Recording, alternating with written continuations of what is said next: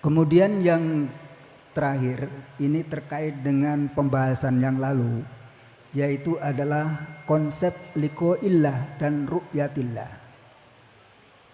Berdasar pada hadis Nabi tentang ihsan, anta'budallaha ka'annaka tarahu wa illam takun tarahu fa innahu yaraka. Lalu pertanyaannya adalah bagaimanakah hakikat daripada ru'yatillah dan liqa'illah itu sendiri. Matur nuwun ngapunten. Assalamualaikum warahmatullahi wabarakatuh. Waalaikumsalam warahmatullahi wabarakatuh. Bismillahirrahmanirrahim. Ketahuilah wahai para sailin, wasilin atau salikin, seseorang yang mengambah berjalan di atas jalan Allah. Kewusulan yang terjadi pada diri Anda itu atas dasar anugerah Allah, bukan karena upaya tekunnya Anda riyadhah, bukan karena tekunnya Anda berzikir, semata-mata semua itu karena anugerah yang Allah berikan terhadapmu sekalian. Hatimu bisa menerima ajaran Allah tentang bagaimana cara keluar dari hati yang mati menuju hati yang hidup, keluar dari cengkraman nafsu menuju kebebasan, keluarnya dari perbudakan hawa nafsu menjadi budaknya Allah, semata-mata itu hatimu bisa menerima ajaran ini juga karena Allah, bukan karena kecerdasan hatimu, bukan karena mudahnya si guru menyampaikan ajaran tersebut, bukan. Semata semua karena anugerah lan pertolongan Tuhanmu. Selanjutnya ketika kau melakukan kholwat dengan membawa wasilah zikir, sehingga Anda bisa meninggalkan rasa keakuan makhluk dan menetapkan keakuan Allah dalam segi aspek apapun, itu juga semata karena anugerah Allah, bukan upayamu, bukan kekuatanmu, tapi semua karena anugerah dari Allah yang diberikan padamu. Ketika kau terus-menerus bisa berzikir dengan istiqomah sehingga mencapai makom musyahadatul baqa atau makom maksum, itu juga bukan karena upayamu beristiqomah, itu semata karena anugerah dari Tuhanmu yang ada pada dirimu. Mengapa demikian? Supaya Anda betul-betul lekas diletakkan Allah anugerah kewusulan. Sebab sepanjang kau masih mengakui dirimu yang paham dalam sebuah ajaran, yang kedua sepanjang kau mengakui kau yang memfanakan diri, membersihkan diri, menetapkan keakuan Allah, sepanjang kau juga bisa istiqomah merasa dirimu, maka ketahuilah wahai sailin, orang yang ngambah berjalan di atas jalan Allah, selamanya kau enggak akan bisa usul pada Allah. Makanya ilmu ajaran ini penting, tapi lebih penting tidak mengakui, baik dari dirimu maupun dari gurumu manusia. Percuma kau ngaji, paham segudang kitab, tapi kau masih ada prasangka dari gurumu makhluk, nggak berguna.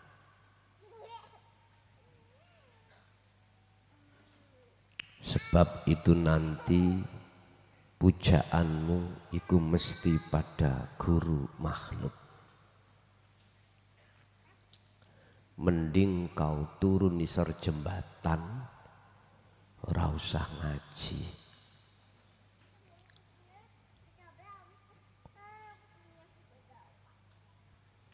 Ini untuk tahun 2025 kami sudah enggak beat. Tinggal berapa Sabtu lagi. Jikalau kau ingin berbaiat, ikuti di online aja, terlepas 2024. Biasanya Sabtu selalu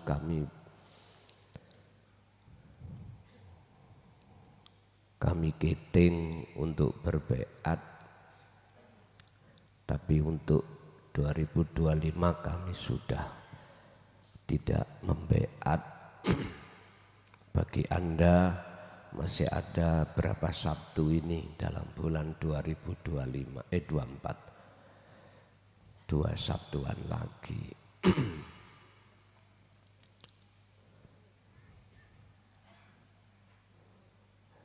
Undangan yang sudah masuk di 2025 tetap saya datangi, tapi yang belum masuk jangan mohon untuk meminta.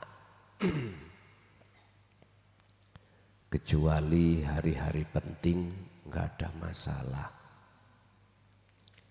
Tapi tetap walaupun saya tidak ngaji di luar, tetap di pondok tiap hari saya ngaji. Pun berkenaan dengan anugerah, maka bisa kami simpulkan, belajarlah Anda untuk mempraktekkan fungsi daripada wasilah yang sudah Allah wariskan terhadap hati Anda, dengan cara belajarlah dari segala perbuatan yang terjadi pada dirimu atau makhluk di luar dirimu untuk melepaskan rasa keakuan makhluk. Mulai dari Anda bisa menerima ilmu, laku, istiqomah, lepas. Inilah cara untuk bisa usul dengan cepat, itu di situ. Bismillahirrahmanirrahim. Qala musannifu rahimahullah. Buat apa Anda kaya ilmu, walaupun itu ilmu hakikat, tapi perilaku hati kita masih ngaku-ngaku. Buat apa kita banyak pengikut jamaah, bahkan ribuan, tapi jikalau hati kita masih mengakuinya makhluk. Buat apa Anda punya status, pangkat jabatan, kekayaan, tapi hati kita masih mengakui makhluknya? Itu akan menyiksa pada diri kita sendiri. Oleh karenanya, mari kita buka dalam makalah 141 dalam kitab Hikam. Beliau dawuh, laula annaka, lamuno ora utawi sak temeni ira, iku la tasilu, ora bakal bisa wusul sira ilaihi maring Allah, illa ba'da fana'i masawika, kejaba sakwise lebure ancure pira-pira laku ira, wa mahwi da'awika, lan lebure pengaku ira. Jikalau sesungguhnya kewusulan itu datangnya dari upaya diri Anda, tentang kewusulan itu dalam hatimu punya satu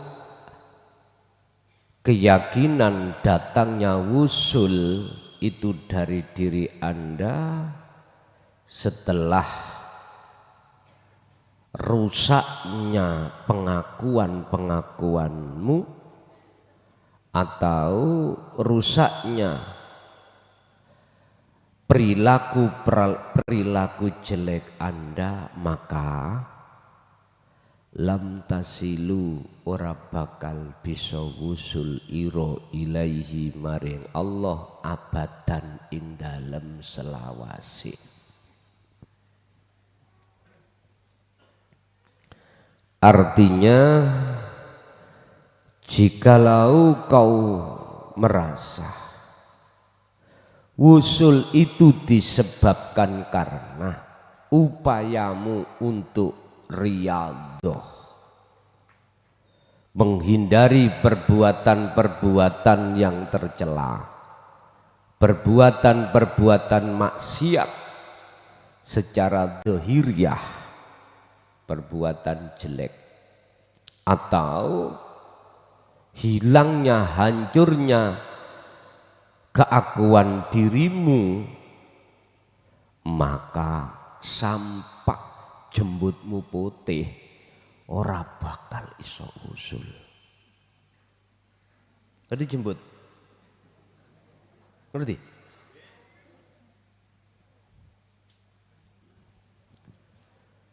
Sampai Anda mati pun tidak akan pernah usul. Ilmu jenengan paham,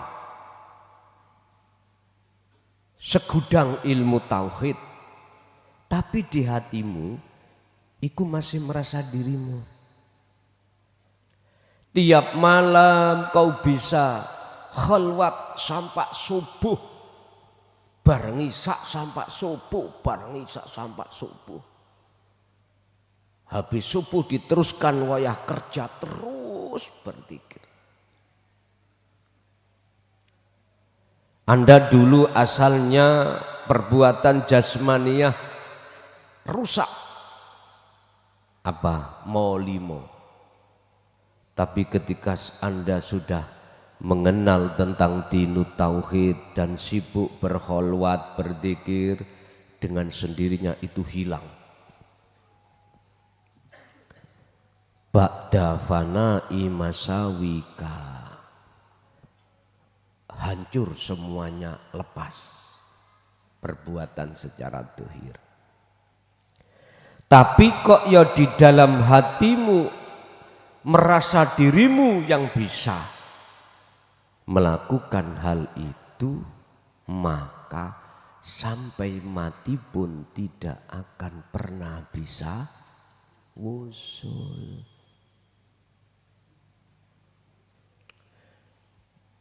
Terus berarti kita diem aja ya.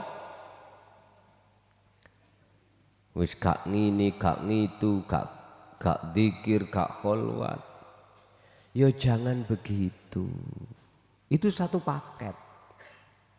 Makanya saya katakan nafsu itu ada yang kasar, ada yang halus. Sepanjang si salik ketika ngambah dalan nuju kewusulan Allah itu masih berbau kepentingan nafsu, sepanjang itu tak akan pernah bisa wusul. Nafsu yang paling halus adalah pengakuan diri kita sebagai hamba dalam hati yang bisa melakukan. Jadi terus piye? Yo tetep yo panggah khalwat dzikir berjalan, tapi lekaslah, lepas keakuanmu yang bisa melakukan tersebut. Nganten loh maksudnya. Walakin idza aradah ayyusilaka, walakin idza aradah lan tetapine tatkalane ngarepake sapa Allah ayyusilaka ing yento wusul tumeka, numekaake sapa Allah ka ing sira ilaihi maring Allah, ya ghaddon mongko ngancurake atau nutupi sapa Allah wasfika ing sifat ira, ditutupi biwasfihi kelawan piro-piro sifate Allah. Artinya apa? Kalau di depan tadi itu tidak akan pernah bisa bertemu Allah selama-lamanya disebabkan dalam diri hati kita jikalau merasa kita. Tetapi makalah yang kedua, ketika Allah menghendaki dirimu itu bisa wusul terhadap Allah, Allah dengan mudah carane nutupi sifat-sifat Anda dengan sifat Allah. Apa? Sifate menungso niku Pak, kebalikan dari sifatnya Allah. Tadi sifat kita tidak wujud. Tadi sifat kita tidak punya daya upaya, tidak punya kekuatan, tidak bisa mendengar, tidak bisa melihat, tidak bisa obah. Terus ditutupi ambek sifatnya Allah. Maksudnya apa? Sifat yang tidak bisa tersebut Allah tutupi dengan sifat bisa. Sifat yang tadinya tidak wujud ditutupi dengan sifat Allah wujud. Sifat yang tadinya Anda tidak bisa mendengar ditutupi oleh sifat Allah mendengar. Katanya manusia nggak boleh merasa mendengar, lah gitu dah. Gini loh Pak. Katanya manusia nggak boleh merasa wujud. Lah kok malah ditutupi wujud? Gini loh maksudnya. Munculnya wujud, munculnya sifat kudrat, iradah, ilmu, hayat, sama, basar, kalam. Dalam hatimu itu jelas pangrasa yang muncul, iman yang muncul, iku aku Allah. Lho ngoten maksudnya. Bukan aku hamba. Kalau aku hamba, ya enggak wujud. Enggak punya daya upaya apapun untuk menghindar dan melaksanakan apapun. Enggak bisa. Berarti Allah nutupi sifat sejatine hamba ditutup ambek sifat sejatine Allah. Tapi bukan berarti yang wujud hamba loh Pak. Bukan. Bukan berarti yang melihat Allah hamba loh Pak. Bukan. Kan harus ditutupi dengan sifat Allah sendiri. Berarti yang wujud ya aku Allah. Yang kudrat, iradat, ilmu, hayat, sampai 7 ma'ani itu akunya Allah. Itu manakala Allah menghendaki, mengharapkan kewusulan Anda. Lah Allah menghendaki kewusulan Anda dikarenakan Anda tidak ngaku. Wes, kesimpulannya itu. Wana atakah lan nyipati sopo Allah ka ing sira binaktihi kelawan sifate Allah.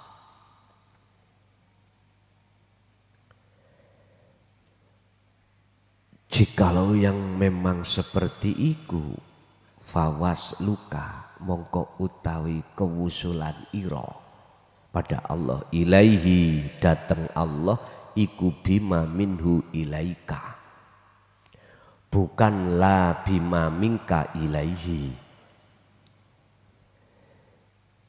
Iku bima kelawan perkara minhu saking Allah ilaika maring sira.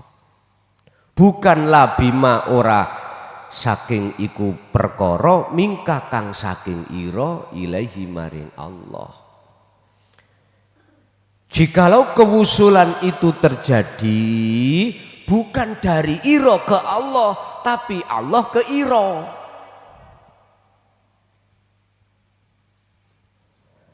Berarti kewusulan itu datangnya dari Allah, bukan dari Anda ke Allah.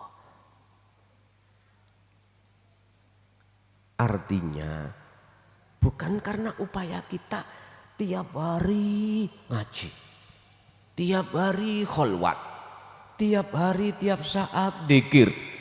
Bukan upaya dari dirimu. Kewusulan itu datang dari Allah ilaika. Dari Allah. Artinya tolong etika orang kholwat, orang dzikir itu ojo ngaku-ngaku dzikir. Sampai ono yang tanya, Gus, saya ini sudah 40 hari kholwat, durung-durung wis ngakon. Sampai jembutmu putih ora iso. Sik ngaku-ngaku Mohon maaf. Rambut putih niku lho Pak, maksudnya apa bedane? Sama, cuma nak bahasa tok toh. Ngene tiga masalah.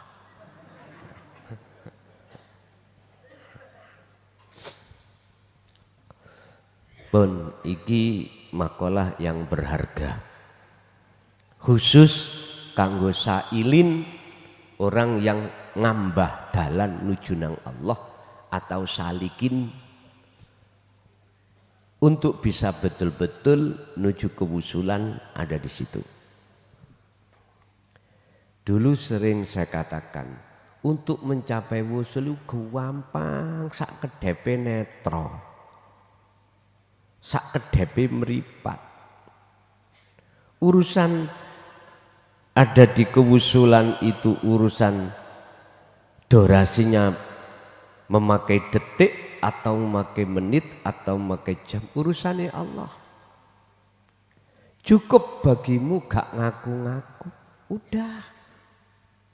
Simple sebetulnya. Tapi iki yo wabot.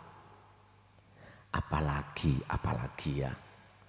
Sampai duwe harga barang yang berharga. Terus dicolong orang. Waduh. Untuk hati muncul rasa sing mundut Allah. Bangel. Wabot nggih Bu nggih. Wis, ibu mungkin barang yang berharga adalah suami. Ya, suami. Jangankan diambil Allah, gak mulih telung dino, gak nggawa alasan pesen SMS saya wis baweng. Masalahnya arepe berangkat kerja iku menemukan WA. WA ini yang tak enteni nok nggone terminal atau perapatan ya wis.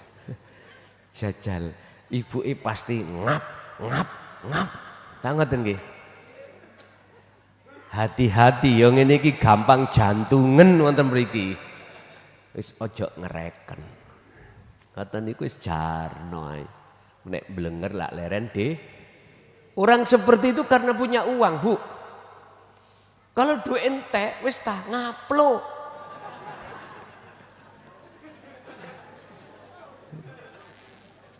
Wis gak pola-pola. Makanya Pak Ibu nek oleh bayaran gede sampean ya sing sopan. Pak kula betoni sedaya ya. Tak celengane kanggo masa depan anak-anak. Empun langsung ngomong, kula bawane ben sampean gak selingkuh. Lah, aja ngono sampean. Lho. Aja. Tapi sampean ya kudu jujur. Aja sampai ada udang di balik batu. Kathah lho Pak, tak kandhani sampean.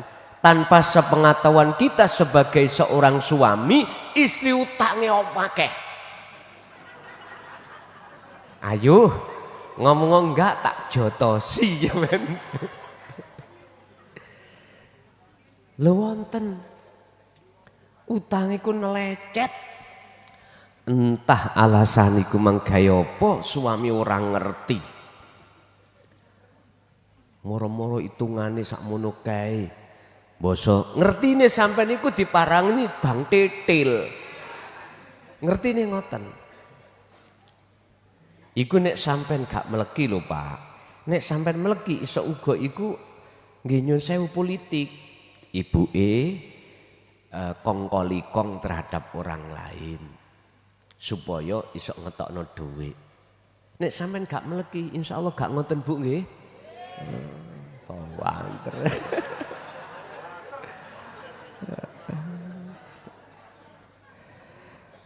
Pak Bu, ayo dingen-ngen nggih. Ayo dingen-ngen sepisan kita tidak tahu kapan kita meninggal. Enggak tahu. Dumeh ketok sewehat sik suwe gak iso. Estu. Kadang-kadang wis engkrik-engkriken gak matek. Kathah. Nomor loro. Wis tah Pak Bu, apa sih manfaate awak dhewe geroh nang istri, geroh nang suami, sehingga bermain di belakang dengan tipu daya. Apa manfaate? Ingat, segala perbuatan apa yang timbul dan muncul di dalam hati kita akan terjadi secara fisik. Artinya jenengan kale kula nek umpomo laku jelek pada suami, istri, pasti nanti kembalinya pada diri kita. Apa ra mikir kaya ngono? Sampak wani-wani ngutangno duit wedok. Ayo duit mana niku lho. Wis sing biasae leren ana. Dilungkas bongko awakmu. Lho tenan. Dilungkas bongko. Ingat dalam satu hadis Rasulullah menyampaikan. Ya sahabat, besok itu ada orang namanya muflis. Ya Rasul, apa muflis? Wong sing bangkrut. Tahukah kau ya sahabat, siapakah orang yang bangkrut itu? Dijawab Pak Ali para sahabat pada saat itu. Ada yang menjawab seseorang yang dagang tidak payu-payu dagangannya. Rugi tenaga, rugi waktu. Dijawab Rasulullah, bukan. Ada yang menjawab orang yang dagangannya laku tapi enggak dapat uang sesuai dengan modal. Bukan. Orang yang banyak hutang. Bukan. Wis sahabat nyerah, akhirnya dijawab oleh Rasulullah. Yaiku wong-wong sing tatkalane ning donya ibadah lahir niku Pak tekun. Setiap waktu iku mesti ning masjid. Walaupun rumahnya jauh dari masjid. Ikut hadis sing sapa wongi sak jangkah nang masjid hitungane 10 derajat. Nek rong jangkah 20 dikalekno akhirnya berhubung omai idek kaya kula nang masjid muterin desa ben berjangkah-jangkah. Wis. Rangketang gak ngimami. Wis ta Pak. Bagus. Zakatnya penuh. Mohon maaf. Puasanya juga enggak pernah hutang. Haji umrohnya itu tiap tahun. Lah wong duwe duit lho Pak. Ya nek potongan sampean gak duwe. Gitu. Apa sing digawe budal? Apa yang dijadikan sebagai sedekah? Kula niki dermawan Pak, ngalor ngidul ngalor ngidul sembarang ana sing digawe. Tapi Pak, tapi ning atiku isih ngakoni aku. Aku klason sing agawe niki. Sebabnya masyarakatku makmur yo karena perilaku daya upaya teko aku usaha ikhtiar bikin berbagai faktor-faktor yang menjadikan dan menunjang ekonomi masyarakat cepat berkembang. Wis tak gaekno lah setan-setan masyarakat dodolan. Gak tak pungut biaya sepeser pun. Lah duitku kathah Pak. Gitu. Sugih dhewe sak Mojokerto. Gitu. Yun sewu bahasa hakikat. Nek bahasa syariat dalam hatiku masih ada hasud. Contoh. Ana wong njaluk ning hatiku muncul. Si enom kok njaluk. Mbok yo kono nyambut gawe wong aku koyo ngene pekerja keras kok. Apa wong ngono iki? Ketika saat laku ibadah murni sedangkan orang tidak mau melaksanakan, hatiku merasa lebih baik. Tak rasani sampean. Si fulan niku lho waktu maghrib kok ya ora gelem, tidak mau sholat. Digerdu wae adang gak mateng. Dadui lho Pak. Dibuka, ditutup, dibuka, ditutup. Ibaratnya orang perempuan adang dibuka mateng tak gak. Yaitu disebut adang gak mateng. Yes. Akhirnya apa Pak? Intinya banyak kesalahan hatiku tidak hanya pada Allah, juga pada makhluk. Akhirnya secara syar'i ditimbang Pak wong iki.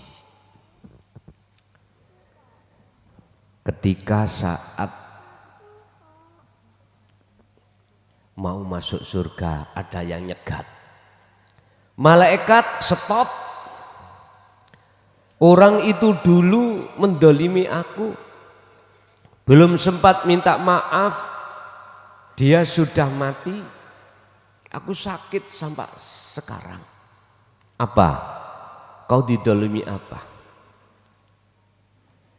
Dia merasa baik daripada saya.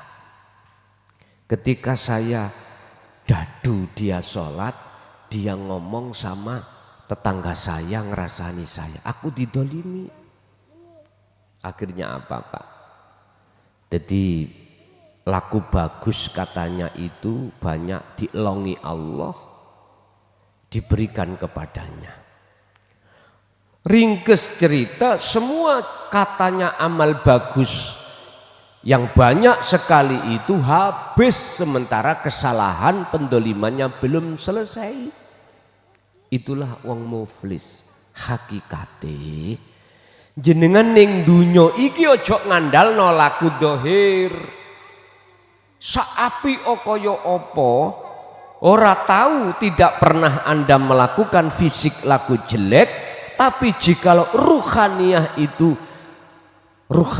kita itu masih ngaku-ngaku kalau kita yang melakukan, berarti jenengan iki kosong. Laku baik gak ada. Inilah yang harus kita perhatikan. Oleh sebab itu Bapak Ibu, oke, urusan dunia itu penting. Silahkan untuk direksa, silahkan untuk dituruti. Apa yang menjadi tuntutan fisik, monggo. Yang tidak punya rumah, tuntunan fisik harus punya rumah kerja. Tuntutan fisik, sandang, pangan, silakan. Tapi saya berpesan, yang lebih kau pentingkan adalah tuntutan rohani. Sebab rohani ini akan menghadapi masa yang kekal, di mana di situ ada dua kelompok.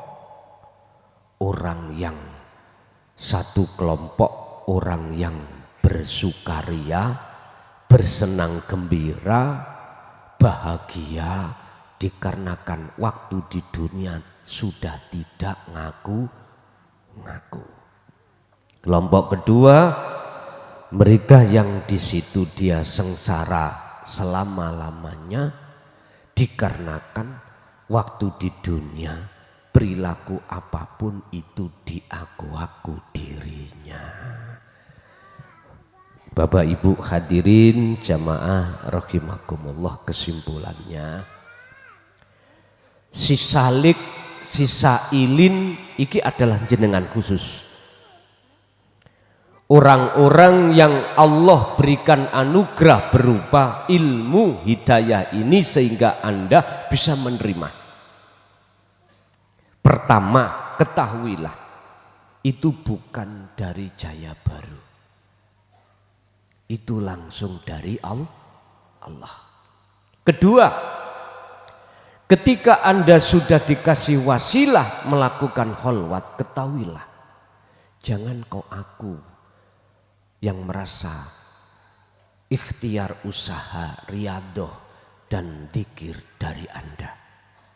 Tetap ketika jenengan berzikir harus menyatakan semua itu anugerah dari Allah. Ketiga, kewusulan jenengan itu jangan pernah mengkaitkan ada urusan orang lain, ada urusan wasilah, ada urusan jerih payah Anda riadoh dan dzikir, jangan.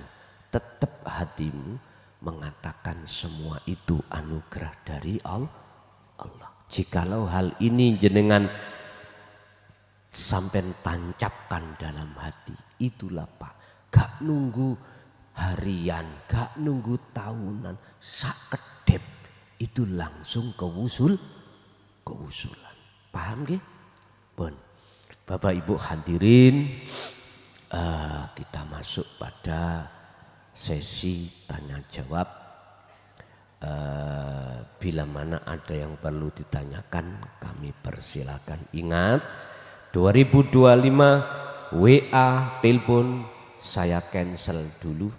Ya tah. Jikalau kau jenengan ingin ketemu, langsung ke majelis. Lah majelisnya itu bisa langsung pondok, atau majelisnya itu ketika saat mendatangi saya ngaji di daerah masing-masing mekaten. Monggo kula wiwiti saking ibuke dulu, barangkali ada yang tanya, kami persilakan.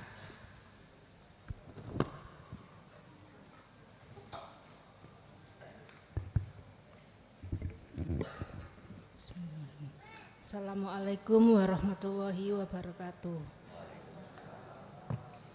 Derek tanglet Gus. La ilaha illa ana artinya aku Allah. Sedangkan aku tidak lebih dari seonggok batang urip. Bagaimana penjelasannya? Yang kedua, manunggaling kawula marang Gusti. Kita makhluk kan tidak bisa bersatu atau manunggal dengan Allah. Apa betul demikian atau bagaimana penjelasannya? Terima kasih. Wassalamualaikum warahmatullahi wabarakatuh. Waalaikumsalam warahmatullahi wabarakatuh. La ilaha illa ana. Tidak ada Tuhan kecuali aku. Padahal kita manusia tidak ubahnya seongkok batu, seongkok kayu yang tidak bisa punya daya upaya apapun, tidak bisa memberikan satu manfaat apapun. Iki maksudnya ya nopo. Ngeten Pak Bu. Jikalau di dalam hati kita merasa ketika ngucap la ilaha illa ana, keakuan kita makhluk. Ini bahayanya di situ. Tidak hanya kita terjebak di dalam menuhankan diri yang bukan Tuhan, kita pun akan terjebak di dalam syirik yang tidak pernah Allah ampuni. Lah terus maksudnya la ilaha illa ana itu berlaku pada diri siapa? Siapapun panjenengan, kalau sudah kefanaan panjenengan, maka itulah yang dimaksud la ilaha illa ana.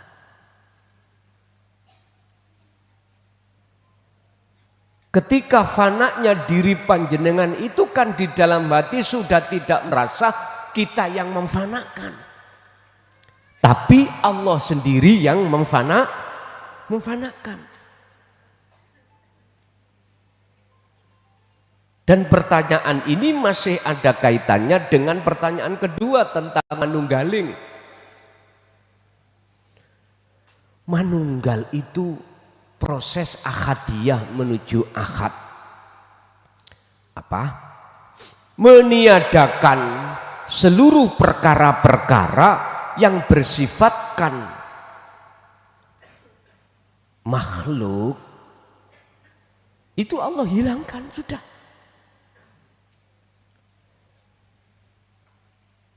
Manunggaling marang Gusti, iku bukan si hamba itu bisa jadi satu terhadap Tuhannya, bukan. Fananya selain daripada Khalik, itulah Pak yang disebut ahad utawi tunggal. Dan ini hanya terjadi dan berlaku bagi hamba yang disebut kekasih Allah. Bukan ada dua loh Pak ya. Kekasih Allah itu bukan ada hamba yang dicintai, terus Allah yang mencintai, bukan. Kalau kita mengatakan kekasih Allah, koyok-koyok ada dua. Seolah-olah ada dua. Ini kan pandangan orang-orang yang belum wusul.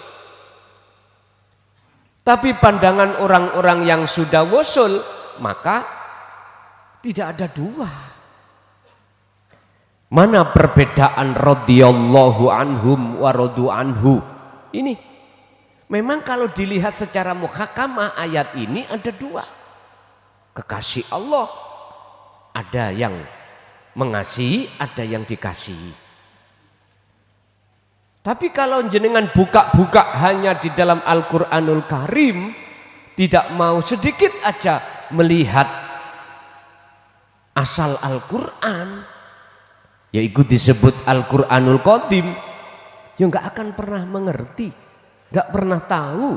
Tapi kalau jenengan ini mau melihat, menengok sedikit aja, ternyata radhiyallahu anhum wa radu anhu, itu pelakunya satu, pelakunya tunggal. Yang dicintai juga yang mencintai. Mungkin diisyarahno pujine Allah menyang dirinya sendiri, qadim ala qadim. Nggih, mekaten. Lanjut Ibu dulu. Monggo Bu.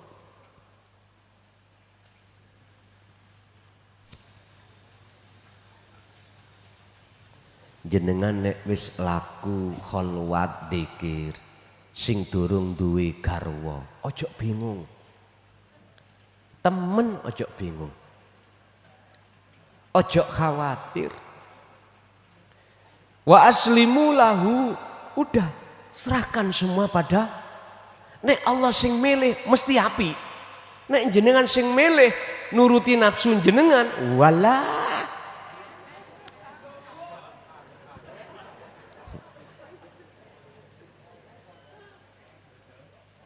Temen Pak Estu pasrah wae.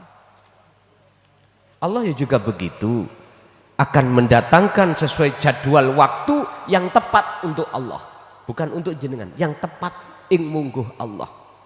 Kalau mungguh Allah tepat, maka aku yakin kalau itu memang pilihan Allah, mungguh jenengan juga tepat. Kita umat manusia kalau ngikuti sifat basariyah ngeten.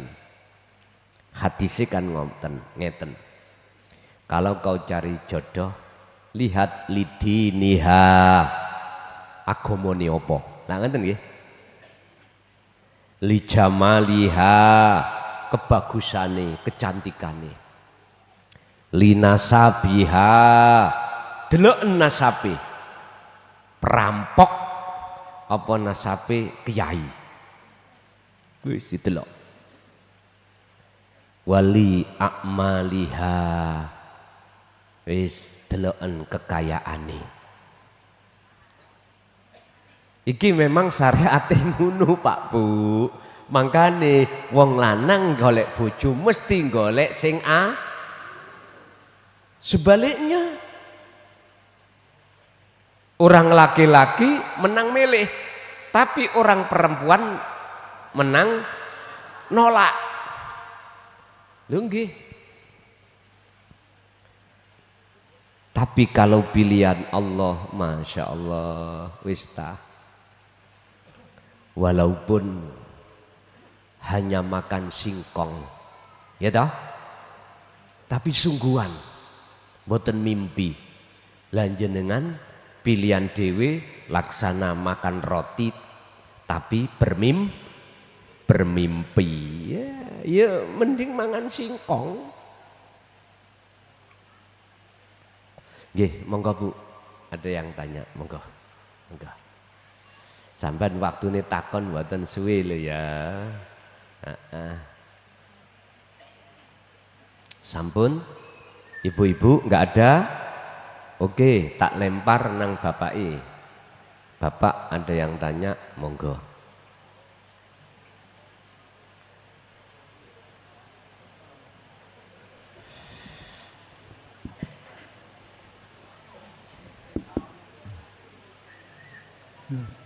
Assalamualaikum warahmatullahi wabarakatuh.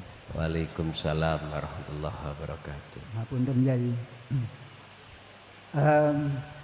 Di dalam Al-Qur'an Allah Subhanahu wa taala dawuh, A'udzubillahi minasyaitonir rajim. Bismillahirrahmanirrahim. Yauma ta'umalun wala banun illa man atallaha biqalbin salim. Dalam ayat tersebut terdapat kata atallah, dan yang kedua terdapat kata qalbun salim, lafaz qalbun salim. Mohon penjelasan dari lafaz atallah dan qalbun salim. Kemudian tadi disebutkan tentang wusul. Pertanyaannya adalah, apakah wusul itu sebuah proses atau sebuah hasil? Kalau memang itu sebuah hasil, lalu bagaimana proses untuk mencapai hasil tersebut? Kalau wusul dikatakan sebagai sebuah proses, lalu apa yang dihasilkan dari wusul itu? Kemudian yang kedua, apakah terdapat hubungan antara qalbun salim terhadap tasdik atau ikrar? Apa hubungan antara qalbun salim terhadap tasdik atau takrir yang menyatakan bahwa Allah adalah sumber dari datangnya dari segala sesuatu, kullu syai'in minallah, dan segala sesuatu pun juga akan kembali kepada Allah, wa ilaihi turja'un. Kemudian yang terakhir ini terkait dengan pembahasan yang lalu, yaitu adalah konsep liqa'illah dan ru'yatillah. Berdasar pada hadis Nabi tentang ihsan, anta'budallaha ka'annaka tarahu wa illam takun tarahu fa innahu yaraka. Lalu pertanyaannya adalah, bagaimanakah hakikat daripada ru'yatillah dan liqa'illah itu sendiri? Matur nuwun ngapunten. Assalamualaikum warahmatullahi wabarakatuh. Waalaikumsalam warahmatullahi wabarakatuh. Masalah terkait atallah dengan qalbun salim. Harta benda anak-anakmu, semua urusan apapun yang berkenaan dengan syahwatud dunya, pada akhirnya tidak akan pernah berguna pada dirimu di saat kau sudah tinggalkan dunia secara syar'i,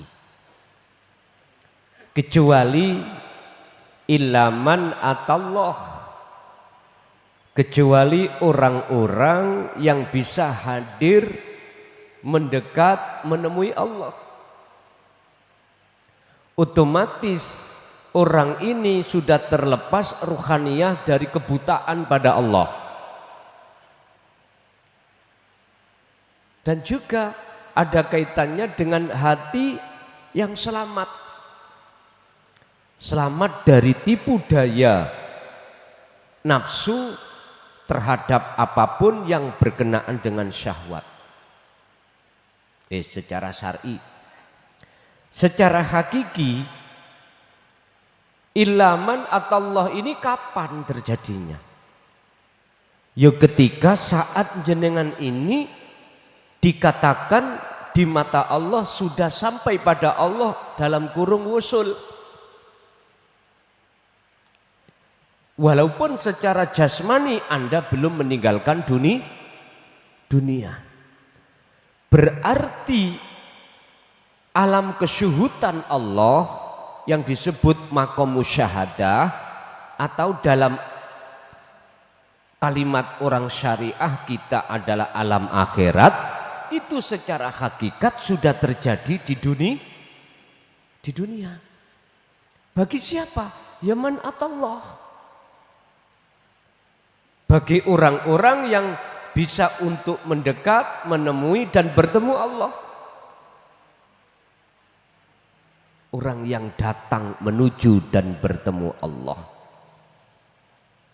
Siapa mereka yang dikatakan orang yang bisa sampai pada Allah? Orang yang sudah membawa wasilah. Wasilah. Wabtaghu ilaihil wasilata. Raihlah wasilah itu untuk mendekat dan bertemu Allah. Ini iman atallah. Orang yang datang menemui Allah. Ini tidak lepas dari wasilah. Tali langsung ruh dengan Allah ini dengan hidup itu tersambung. Apa wasilah? Secara hakikiyah adalah wahuwa adzikru bisiril asra, dzikir.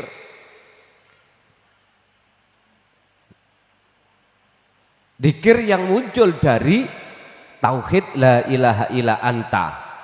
Karena anta inilah yang akan mendekatkan hatimu merasa bahwasanya Allah dekat. Makanya ihsannya, tentang ihsan apa yang dikatakan Kanjeng Nabi itu, jikalau kau tidak bisa melihat wujudnya Allah, maka kau merasa selalu dilihat Allah. Itu disebabkan karena hatimu sudah merasa Allah itu dekat. Berarti anta, bukan huwa, bukan Allah, bukan la ilaha illallah lagi jahri, bukan la ilaha illallah, la ilaha illa huwa siri lagi, bukan, anta. Inilah wasilah. Makanya saya sering sebut sirul asrar. Inilah wasilah. Langsung hatimu pada Allah, tidak pada makhluk. Jikalau kau masih bersikukuh di dalam tauhid huwa, apalagi Allah, mohon maaf, kau masih menghadapkan hatimu kepada makhluk. Bahasa orang Toriko berobitoh harus menghadirkan wajahnya guru. Kalau bisa fotonya itu digedek nih dileh ngarepi imaman. Kapan hal ini kau sudahi? Halo? Kapan hal ini kau sudahi? Adakah Quran yang mengatakan tentang tawajuh itu selain Allah? Siapa yang berani-berani untuk mengarahkan seseorang supaya menghadapkan wajahnya hamba ini? Maka dialah sesungguhnya yang masuk di dalam surat Ibrahim ayat 3. Apa di situ disebutkan? 3 hal. Yastakhibunal hayatad dunya alal akhirah. Kedua, wa yasudduna an sabilillah. Yang ketiga, wa yabghunaha iwaja. Padahal ulaika fi dhalalim ba'id. Sesungguhnya orang-orang itu tersesat amat jauh. Ojo mangkel, ojo muring-muring. Anani muncul kalimah iki mang makalah semata-mata itu wujud sayangi Allah padamu. Kalau kau nuruti nafsumu, mesti awakmu ngamuk, mesti gak terima. Kau sebagai, jangankan sang pelaku yang disebut sebagai guru itu gak muring-muring, Anda sebagai santrinya pun akan muring-muring. Ya wis, ra kena di kasih sayang ya wis, terserah. Pasti gitu, Pak. Ingat, terkait masalah man'atallah ini gak main-main. Harus lepas seluruhnya.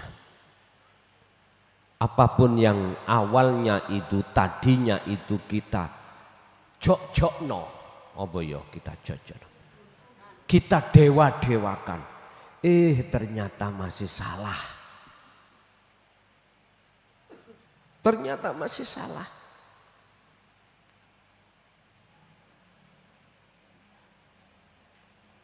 Terus akhirnya kita sadar dengan kalimah apa mungkin orang buta menuntun orang buta bisa sampai pada tujuan. Gak iso. Makanya Ibnu Athaillah dalam makalah lain tentang mencari guru, ojo guru sing hatinya ala dunia, guru sing hatinya ala akhirat. Sederhana, kita itu kalau mau ingin tahu guru ala dunia hatinya ataukah ala akhirat hatinya, sederhana. Golek ana guru sing gak njalukan. Iya. Ada toh didik-didik njaluk. Sampak murite niku golong gemek golekno guru. Tahu golong gemek? Apa ya bahasa Indonesiane golong gemek iku? Sampak habis dunyamu. Ngono iku sederhana. Guru nih ngomong, lah mu tak uji. Kau ngenrin tak keprasane atine. Iku kanggo nutupi hatine dhewe. Lah kau memang tak uji dunyamu sik setia aku apa setia dunyamu. Gak rewe di belakang sampean. Kayak kendaan.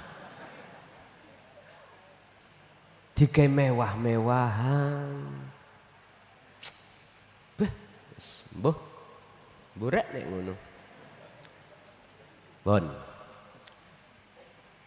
Yang kedua, apakah wusul dahulu? Jikalau wusul dahulu, apa buah daripada wusul? Kalau wusul itu ada di akhir, terus apa kiat-kiat yang menyebabkan proses untuk kewusulan? Pak Bu, dalam surat Az-Zumar ayat 18 yang mengandung pengertian hamba yang dipilih oleh Allah, hamba yang dikehendaki fadilahnya terhadap dirinya, ada beberapa ciri. Ini sebagai proses untuk wusul. Pertama, alladzina yastami'unal qaula.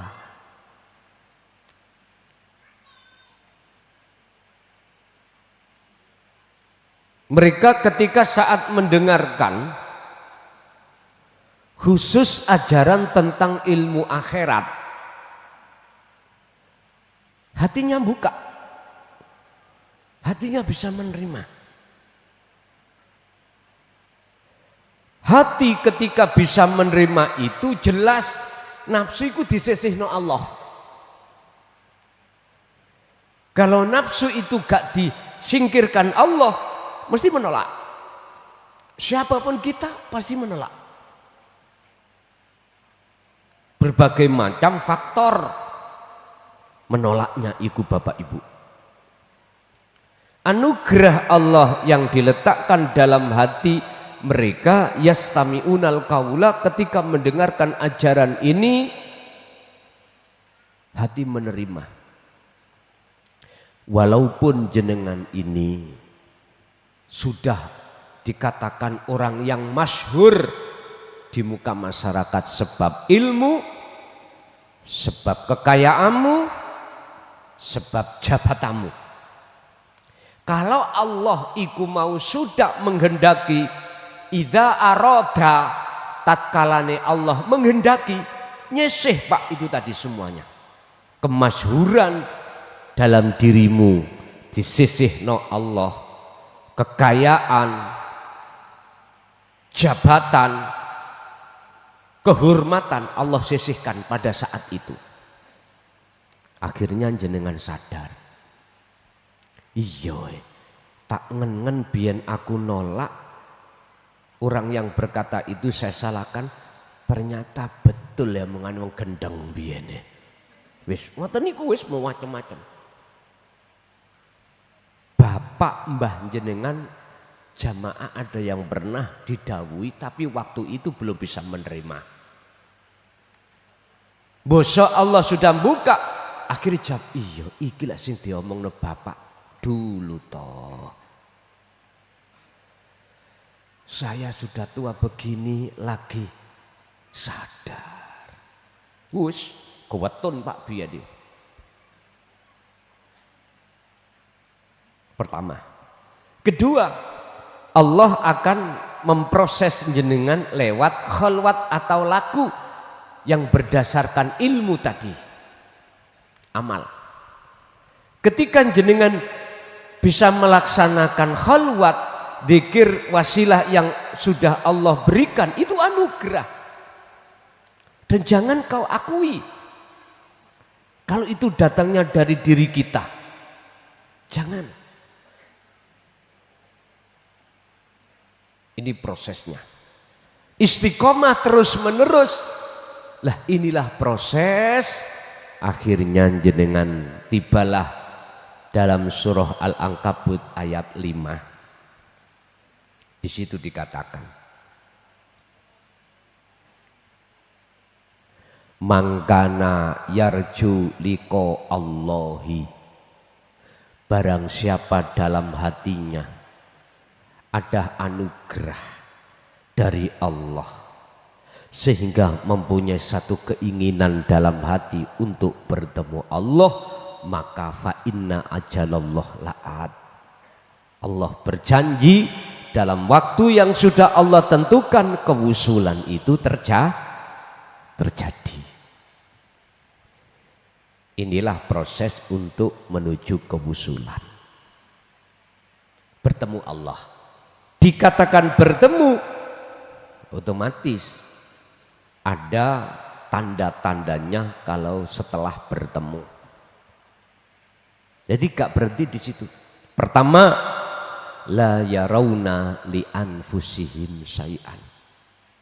Amal arif, adapun utawi piro-piro wong sing dikatakan sudah bertemu Allah, makrifat, iku la yarawna li anfusihim syai'an.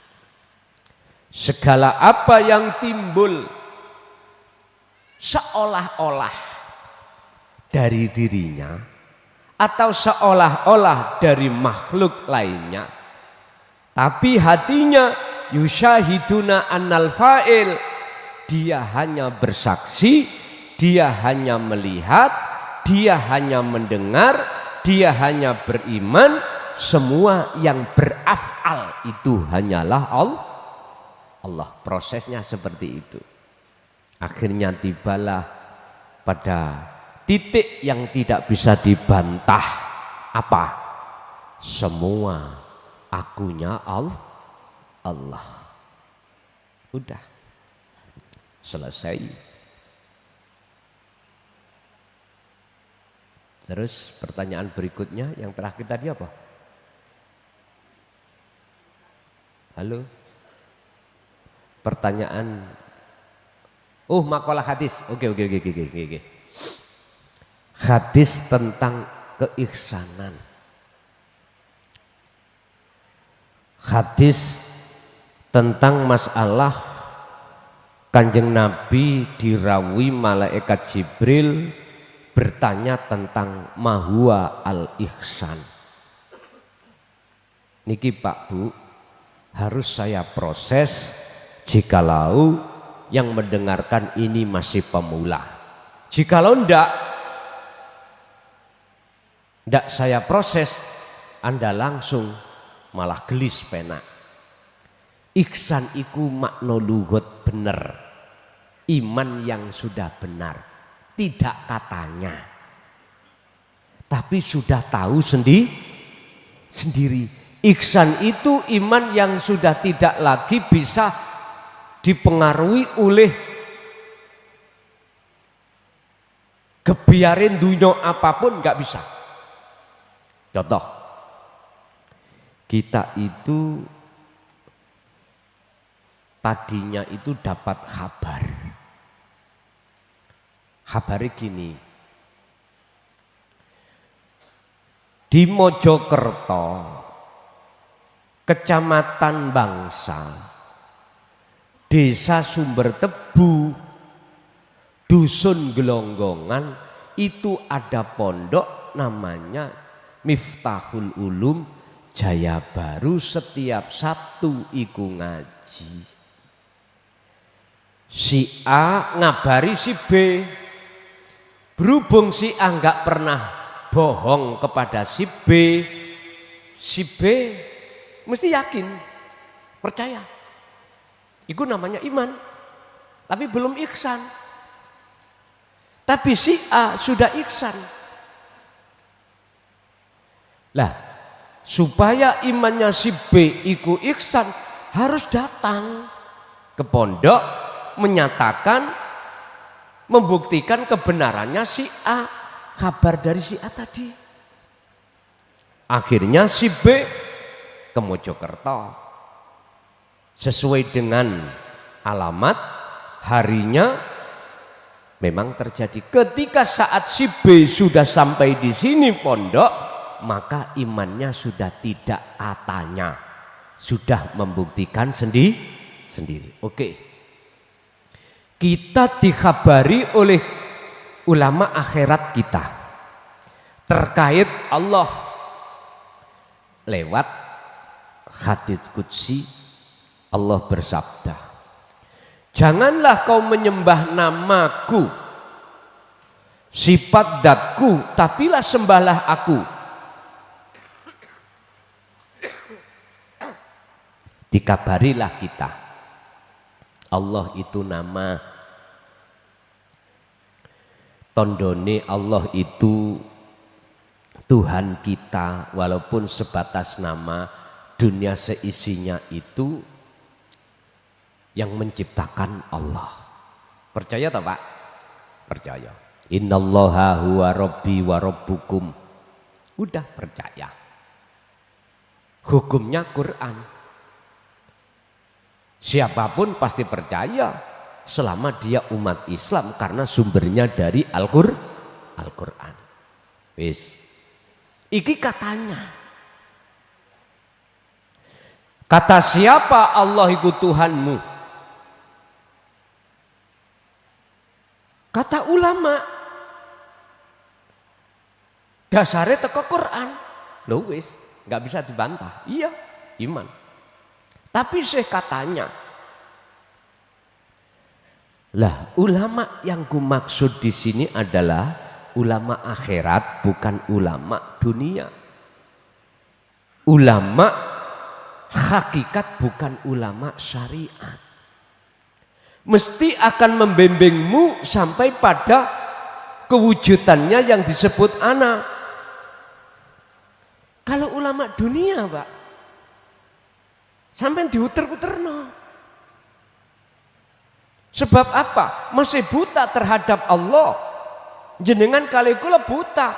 Orang buta dituntun orang buta ya muter.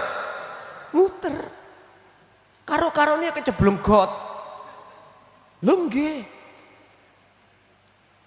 Ojo mangkel. Yang merasa menjadi ulama itu. Ojo mangkel. Jangan sakit hati.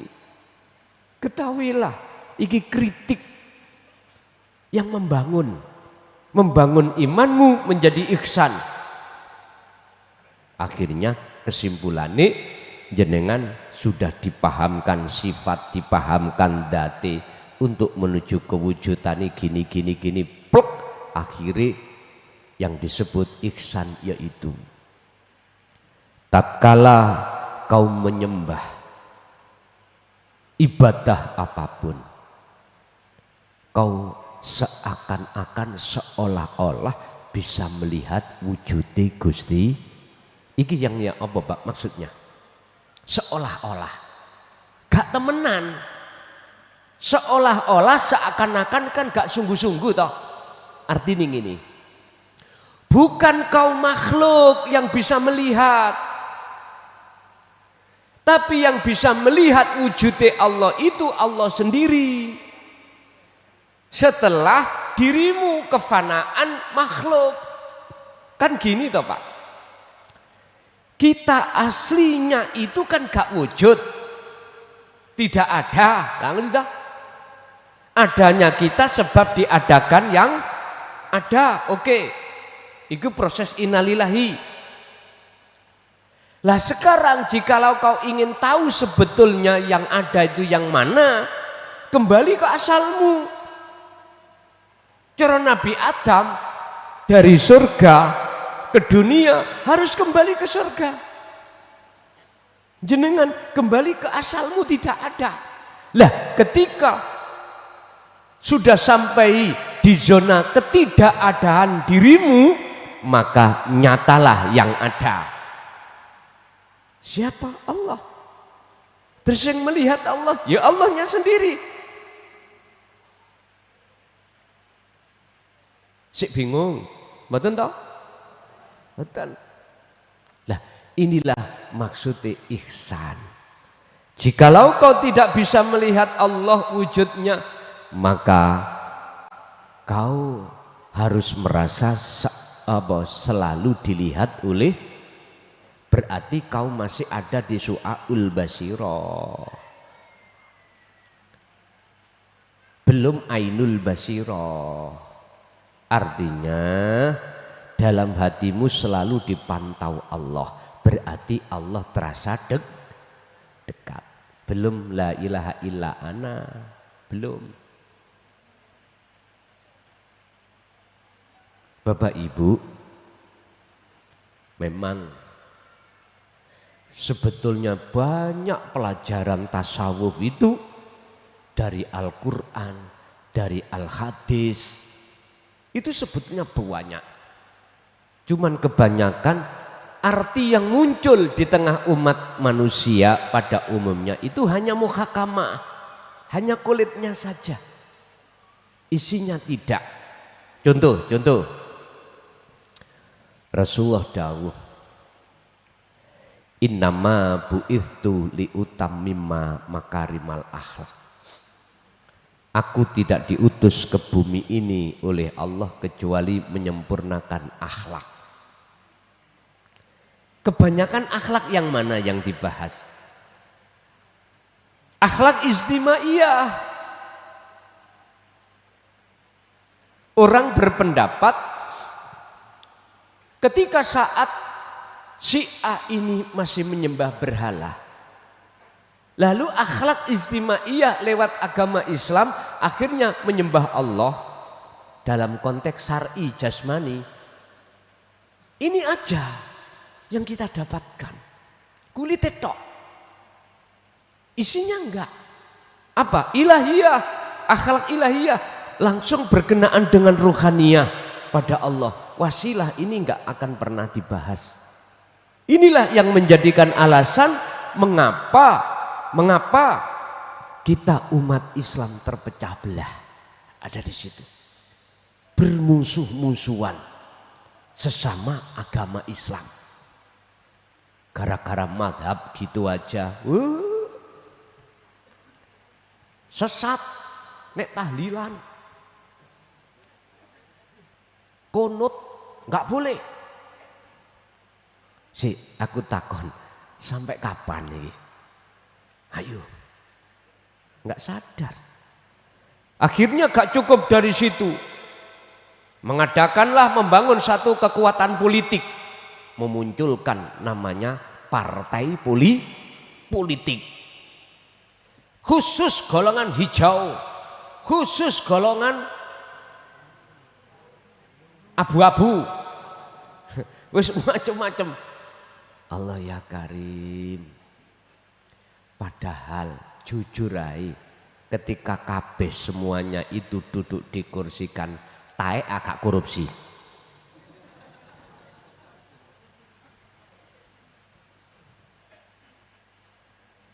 Mohon maaf ya, saya tidak mengurangi rasa hormat. Inilah mengapa zaman Gus Dur iku terkait menteri agama depake mau dibubarkan, ini persoalan di situ. Iling amen? Imut nggih? Mau dibubarkan loh. Jangankan kita yang tidak mengerti tentang agama, yang ngerti agama aja mun sewu loh, hak orang lain porsi haji dijual. Mbok nian. Lah ya. Ngerti ngaji. Ngerti Quran. Beh, ngeri Pak.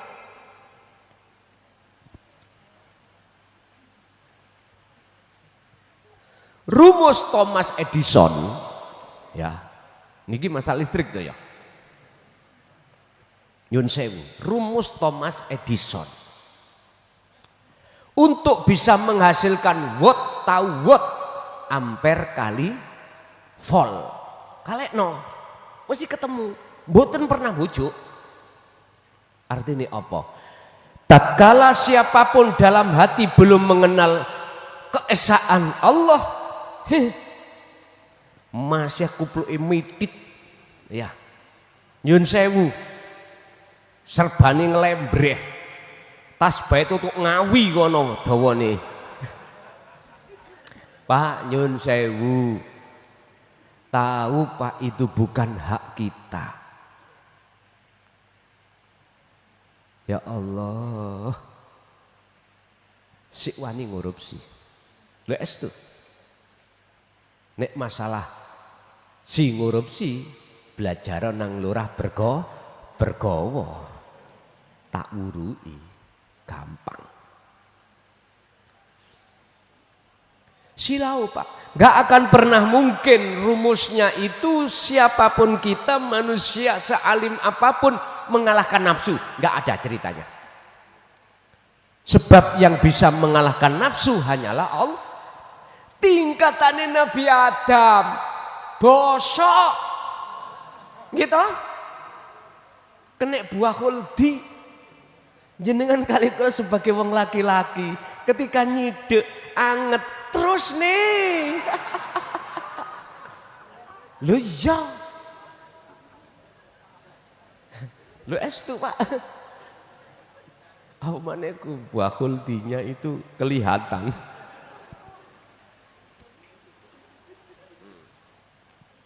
Loh memang itu Pak, iki fakta loh Pak.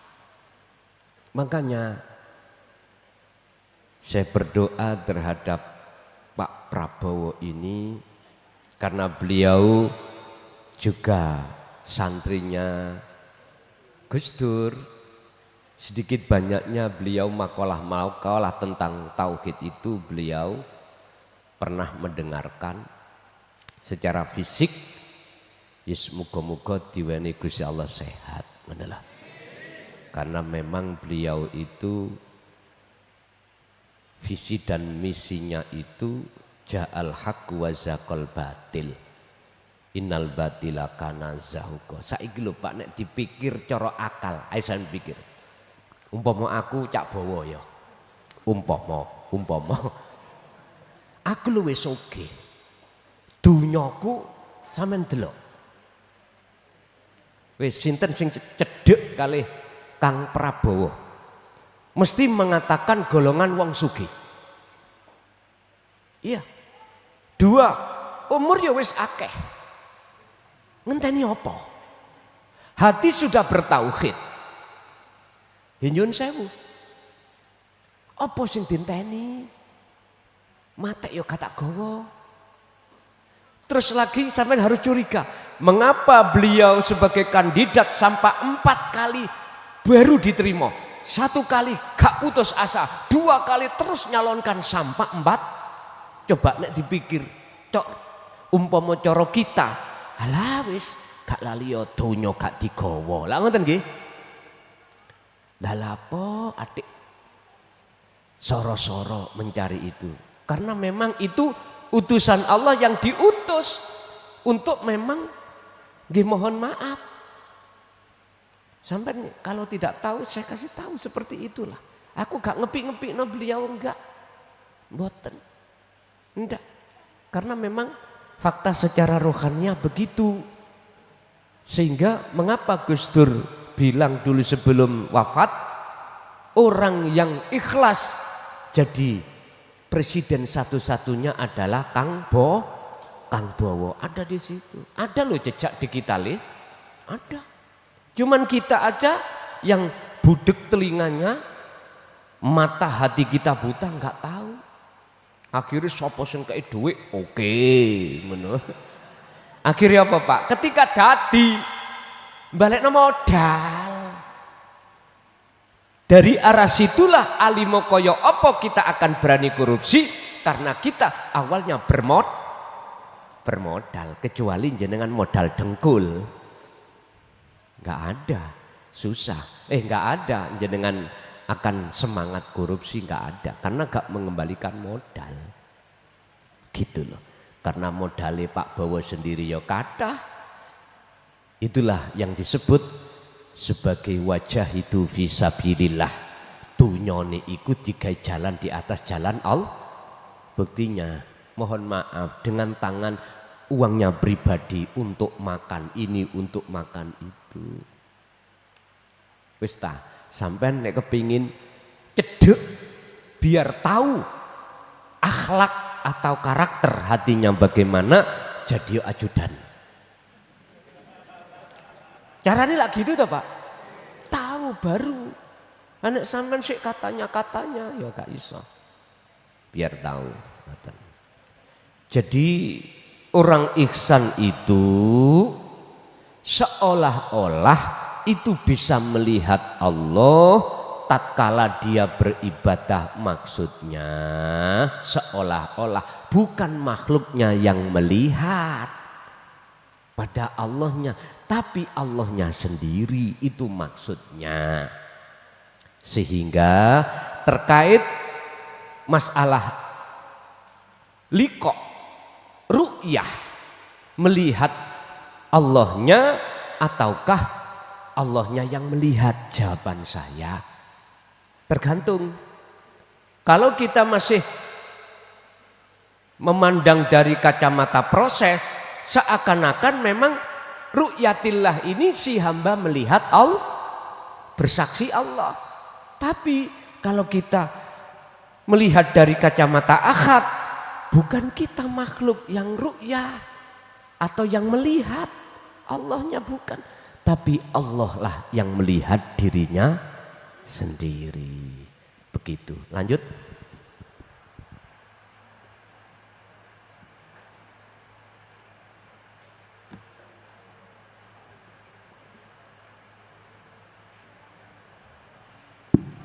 Assalamualaikum warahmatullahi wabarakatuh.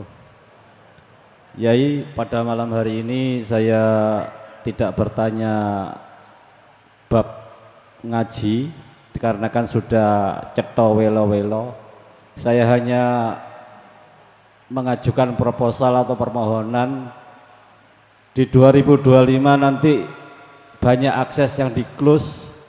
Saya mengajukan proposal ada 1 hari atau beberapa jam, Minggu atau Sabtu pagi atau apa, untuk open house. Jadi jamaah-jamaah teman-teman ini mau sharing itu face to face gitu loh Yai. Jadi itu permohonan saya. Terima kasih apabila dikabulkan. Wassalamualaikum warahmatullahi wabarakatuh. Waalaikumsalam warahmatullahi wabarakatuh. Proposal diajukan itu ada 2 jawaban. Ada yang diterima,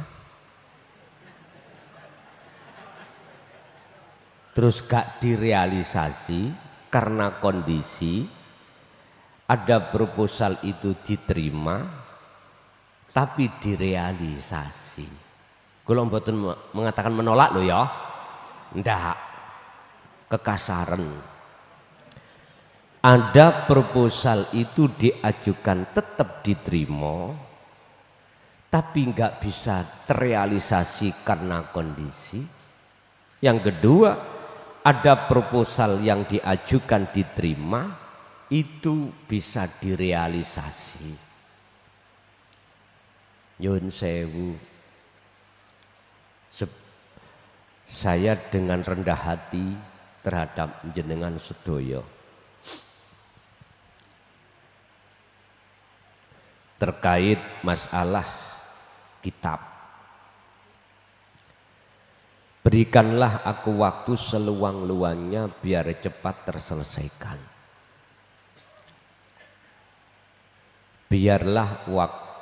Berikanlah kami waktu selonggar-longgarnya dalam 2025 ini untuk biar cepat apa yang harus ku selesaikan. Ibarat Nabi Musa belas gak tahu ketemu, ya juga gak tahu siah pada kaumnya setelah beliau berangkat menuju Gunung Turisina. Belas anak bojo ditinggal, semuanya fasilitas aktivitas apapun ditinggal dalam rangka menerima wahyu kitab Taurat. Run Harun pesen ya niki nang dulure, kitingen umat iki ojo sampak nyembah sak liyane sing esa. Aku tak berangkat kholwat atau uzlah dalam rangka nampa wahyu sangka Gusti Allah. Ya. Tapi ketika saat beliau di tengah-tengah kholwat itu belum kembali, kaume iku ngomong, deloken Musa bingung golek Gusti Allah nang Gunung Turis Sina. Sing gak seneng. Terus sing gak seneng ngejak apa? Menyeret pengikuti Musa mang disuruh untuk menyembah anak sapi. Lah, ketika saat Musa sudah turun kembali ke kaum, situasi berbeda Pak Pun. Pertanyaan saya, nek kembali saya coba hati jenengan sik kekeh di akad apa sak liyane. Nanti seperti itu jawabannya. Sik kekeh jenengan iki ngejoki wasilah apa malah justru ketarik Mbak Wasilah.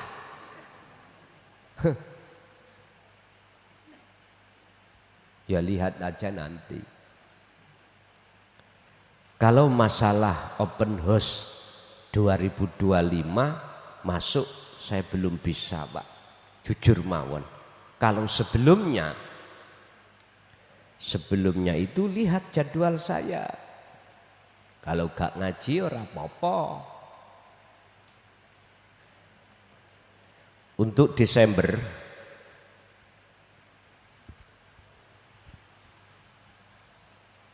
penuh. Terakhir Boyolali. Siang kerja, malam ngaji. Desember. Terus piye caranya aku open house? Itu tadi, bisanya hari Sabtu mulai jam 4 sore sampai malam. Padahal besok pagi kami harus berangkat kemana ini? Sidoarjo. Apa? Di sini ada kubroan NU di sana. Jam 10. Trosobo niku Sidoarjo ya. Mungkin open house bakdo asar lah besok boleh. Ya udah, Senin siang kita kerja, malam ngaji. Senin Selasa juga gitu, siang kerja malam ngaji. Kira-kira gegerku gak dengken enggak. Nek terus wis pokoke ngene Pak, Sabtu itulah kesempatan Sabtu jam 4 sampai malam. Sabtu kita tinggal 2 ya. Sabtu kita tinggal 2, besok Sabtu itu Sabtu Pahing, kemudian tanggal 28 terakhir Sabtunya. Bagi yang belum beat, menginginkan beat langsung, tinggal 2 Sabtuan. Mekaten. Nggih matur suwun atas permohonannya. Open house itu berarti bisanya hari Sabtu sebelum tahun 2025. Tapi kalau sudah tahun 2025, nggih mohon maaf dengan rendah hati kami mohon terhadap jenengan relakanlah untuk sayur narah. Ya dah, ngaten. Nggih, lanjut.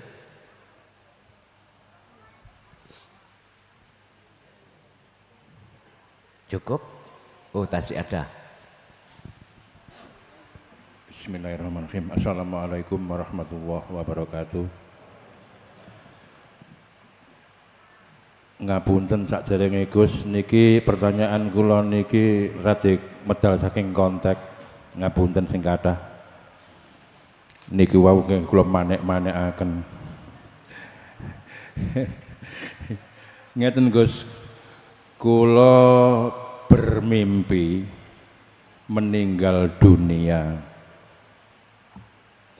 dan di dalam alam kubur niku kula diantar utawi pendamping kalih, posisi kula niku ten tengah, kanan kiri niku pendamping. Lajeng kula diantar di dalam kubur niku disemerpaken mayit kula. Pertanyaan kula niku nopo artosipun? Kula nggih rada merinding ini. Pertanyaan ingkang nomor kalih, kula niku dereng mengenal Gus Muklason utawi Sirul Asrar utawi meditasi dan sebagainya. Kebetulan pada waktu itu saya ikhtiar di depan rumah sama istri saya. Kemudian antara jam 2 Kemis Kliwon Jumalegi niku Gus, kula kedatangan figur beliaunya yang sangat alim, berjubah dan membawa tasbih dan sebagainya. Tapi posisi saya pada waktu itu ada di depan rumah, juga ada di tanah suci Mekah, di depan Ka'bah. Dan di hati saya, Gus, ingin memiliki rasukan beliaunya itu. Dan wajahnya sampai sekarang nun sewu kula bahasa kula kasar sampai sekarang belum hilang. Dan di hati saya belum mengatakan semua apa yang dipakai beliaunya itu dikasihkan sama saya, mulai dari tasbihnya itu, semuanya, bajunya, kopiahnya, semuanya. Dan beliaunya itu Masya Allah, nggak wanteng Gus, brewok. Terus di hati saya itu mengatakan begini, loh dikasihkan saya kok masih dipakai beliaunya itu Gus. Niku mohon penjelasan. Sekian saking kula mbak pilih wonten kekasaranipun kula nyuwun agung pangapunten. Sebentar. Ketika jenengan ngalami seperti itu, beliaunya jenengan pada saat itu hadis sampean kenal siapakah Garangan? Mboten kenal Gus. Mboten kenal. Nggih, pun. Nggih sampun. Wassalamualaikum warahmatullahi wabarakatuh. Waalaikumsalam warahmatullahi wabarakatuh. Sesuk sampean buktekne ya. Ketika jenengan kalih kula mati secara syar'i, jenengan ruhaniyah jenengan akan tahu, oh aku didusi, oh aku disolati, oh aku dikafani, bahkan dikuburkan, akan tahu. Sayang sekedhik wong mati iku gak kena diceluk kongon mulih, kongon ngandani wong-wong.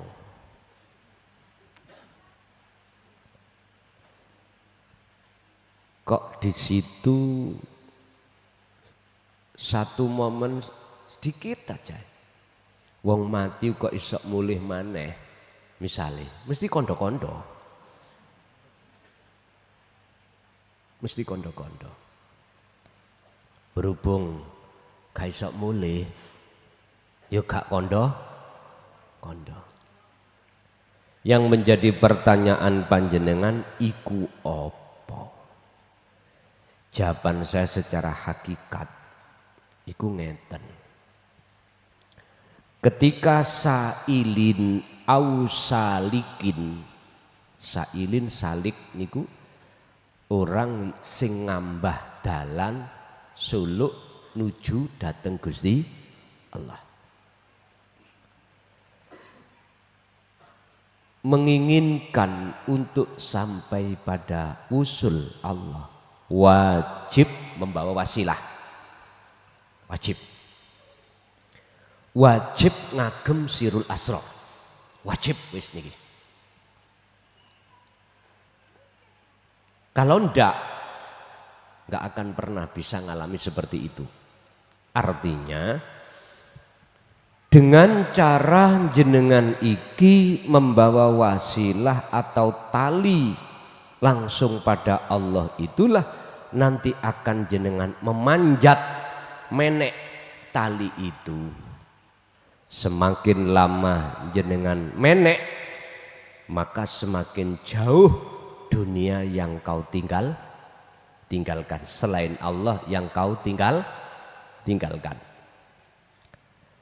Berarti semakin dekat Anda menuju pada Allah. Siapa yang berjalan ke arah barat, semakin lama arah timur pasti kau tinggalkan. Siapa yang hatinya ngambah menuju mendekat bertemu Allah, semakin lama hatimu akan dipisahkan semakin jauh dengan dunia. Lah, ketika detik-detik dikatakan wusul atau liqa ketemu Allah, detik itu juga Anda dikatakan mati. Mati. Mati nafsune, keakuan diri makhluk itu mati. Itulah maksud Al-Baqarah 54 ketika saat Nabi Musa turun kembali ke umat, terus umat disuruh untuk bertobat gak nyembah anak sapi dengan cara faktulu anfusakum, ya patenono keakuanmu. Nah, ngoten. Ketika sudah kok pateni keakuanmu, ngun sewu, otomatis akan nyoto keakuan urip sejati di situ. Sehingga tahu posisi jenengan iki dalam keadaan mati. Artinya kalau hatimu itu sudah diletakkan Allah wusul, mesti mengatakan selain Allah itu mati. Selain Allah itu tidak wujud, tidak ada. Inilah maksudnya.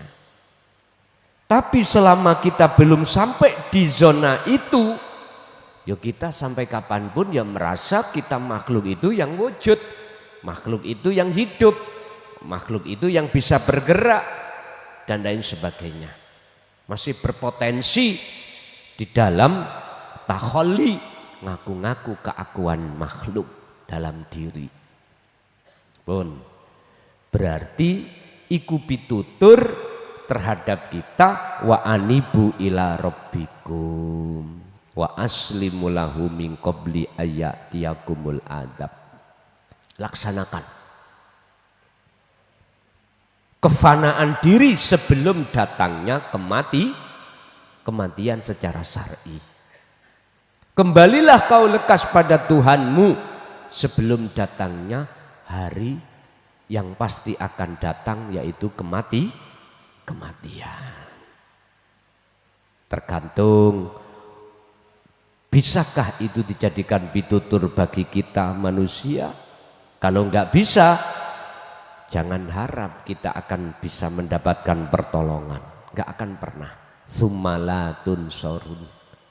Maka kemudian kita enggak akan pernah dapat pertolongan. Tapi jikalau itu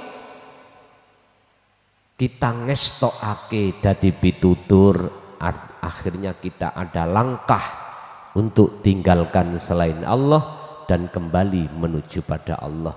Disitulah nanti sumatun sorun, ada muncul satu pertolongan. Pun satu. Nomor dua terkait masalah orang yang berjubah dan lain sebagainya, miturut panjenengan itu adalah orang alim dan sebagainya. Oke. Apa takwilannya kita ditemukan Allah baik secara mimpi maupun tidak mimpi terhadap orang yang alim? Tergantung. Konteks alim iki alim ilmu dunya apa alim ilmu akhirat. Kalau alim ilmu akhirat mesti jenengan kali kula suatu saat akan diberikan utusannya untuk membimbing hati jenengan dalam rangka menuju dan bertemu Allah.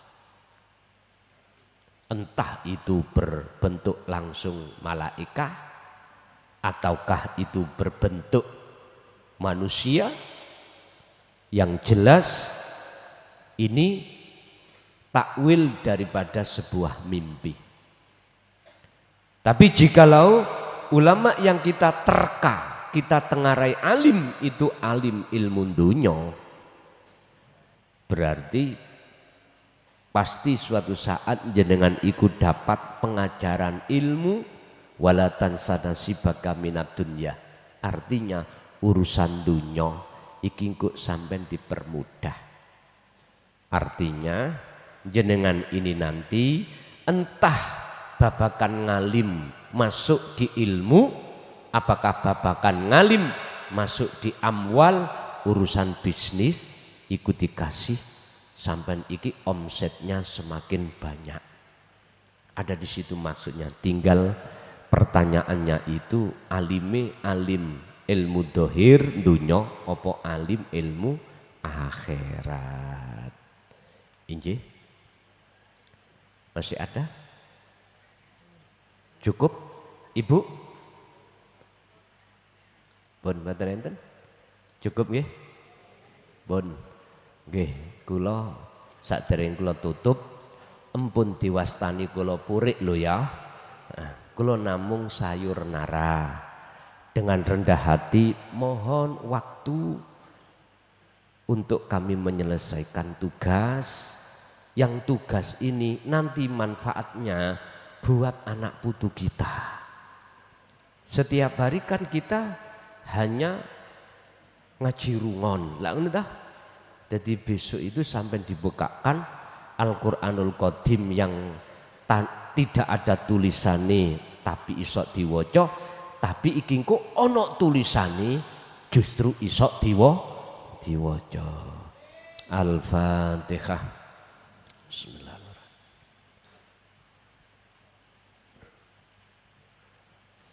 Akhirul kalam. Assalamualaikum warahmatullahi wabarakatuh.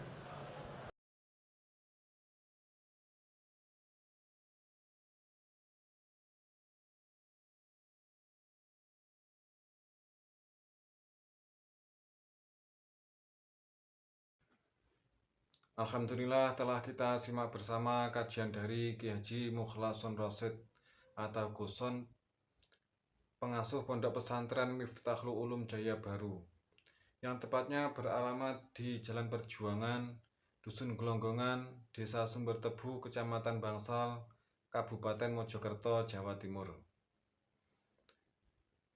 Beliau adalah gambaran ulama muda yang mampu menjembatani nilai-nilai keislaman tradisional dengan pendekatan modern. Beliau juga menekankan pentingnya memperdalam Islam, yakni tidak hanya aspek lahiriah tetapi juga batiniah. Beliau juga mengajak pendengarnya untuk tidak hanya memahami Islam secara tekstual saja, tetapi juga memaknainya secara spiritual. Semoga kita bisa memetik hikmah dan manfaat dari kajian beliau, sehingga bisa membawa keberkahan di dalam hidup kita di dunia dan akhirat. Amin ya rabbal alamin. Akhirul kalam. Wassalamualaikum warahmatullahi wabarakatuh.